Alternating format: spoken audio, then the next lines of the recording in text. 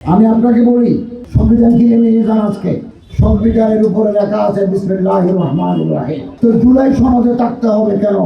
জুলাই সনদ একটা পাঠ ওখানে যুক্ত করে দেব, মূল কিতাবে তো বিসমিল্লাহ আছে। দুই, the constitution of Bangladesh Republic Bangladesh part 1 2A, the state religion of the republic is Islam. এই প্রজাতন্ত্রের রাষ্ট্রীয় ধর্ম ইসলাম। তো আমার জুলাই সনদে থাকতে হবে কেন? জুলাই সনদ is a part of constitution, but the state shall ensure equal status and equal right in the practice of the Hindu, Buddhist, Christian and other religion. রাষ্ট্র ধর্ম ইসলাম, কিন্তু এই দেশে আরো অন্যান্য ধর্মাবলম্বী লোকেরা বাস করে। হিন্দু বাস করে, সনাতনী বাস করে, বৌদ্ধ বাস করে, খ্রিস্টান বাস করে, নৃতাত্ত্বিক গোষ্ঠীরা বাস করে। তারাও তাদের ধর্মীয় অধিকার সমানভাবে ভোগ করবে। এটা তো আমার সংবিধানে লেখা আছে। জুলাই সনদে থাকতে হবে কেন? এখানে হ্যাঁ বলতে ইমান যাবে কেন? এই ফতোয়া তো আমার বুঝে আসে না।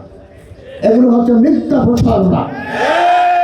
আমরা একেবারে মনোবল নিয়ে নিজে জুলাই সনদ পড়ে দেখবো। আপনি যদি মনে করেন ইট ইজ রাইট, তাহলে আপনার ওয়াইফকে, আপনার ভাইকে, আপনার বোনকে, প্রতিবেশীকে, মসজিদের মুসল্লিদেরকে আপনি উদ্বুদ্ধ করবেন। আরেকটা কথা বলি, একজন মসজিদের ইমাম, আমি নিজেও সরকারের উপদেষ্টা হওয়ার আগে আমি শিক্ষক। আমি একটা কওমি মাদ্রাসায় তিরমিজি শরীফ পড়াতাম, একটা আলিয়া মাদ্রাসায় ফাজলে ক্লাস নিয়েছি, একটা কলেজে 26 বছর প্রফেসরি করেছি, অনার্স কলেজে, ইন্টারন্যাশনাল ইসলামিক ইউনিভার্সিটি 2 বছর প্রফেসরি করেছি, ইমাম ছিলাম 16 বছর, এরপরে উপদেষ্টা হয়েছি। একটা মসজিদের নানা মুসল্লি থাকে, নানা মত, নানা দলের মুসল্লি থাকে, কমিটির মেম্বারদের মতো নানা মত পথ থাকে। আপনি ইমাম সাহেব কেন মেম্বরে দাঁড়িয়ে পার্টিকুলার কোন রাজনৈতিক মার্কার পক্ষে কেন কথা বলবেন? You have no right. এটা আপনার অধিকার নাই। এটা হচ্ছে জনগণের platform. Different people affiliated to the different groups and political parties. আপনি যখন একটা প্রতীকের পক্ষে, আমের পক্ষে কথা বলবেন, তো ডাবের চারটিতে সামনে বসা, কেন আপনি বলবেন এটা? এটা বলবেন না। ইমামতি সারিদি ময়দানে নামিয়ে আসেন, এত পলিটিক্স যদি করতে হয়।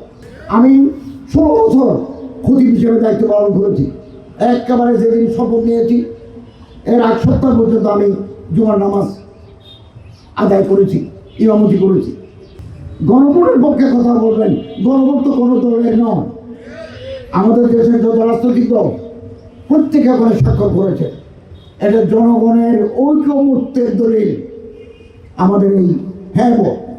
আর দেশের মানুষ যদি বলে আমরা কোনো সংস্কার চাই না, যেভাবে চলতে থাকুক, ডক্টর ইউনূস সাহেবের কোনো ক্ষতি নাই, আমার কোনো ক্ষতি নাই। আমরা ফেব্রুয়ারির পরে চলে যাচ্ছি, নতুন সরকার আসবেন, তারা দেশ চালাবেন।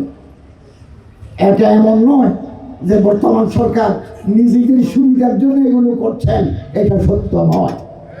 বরং ফেব্রুয়ারি নির্বাচনের পরে যখন যেদিন শপথ হবে, সেদিন আমাদের গাড়ি থেকে পতাকা নামবে, আমাদের কূটনৈতিক পাসপোর্ট আমরা সারেন্ডার করে দেবো। Well done, side by side, free.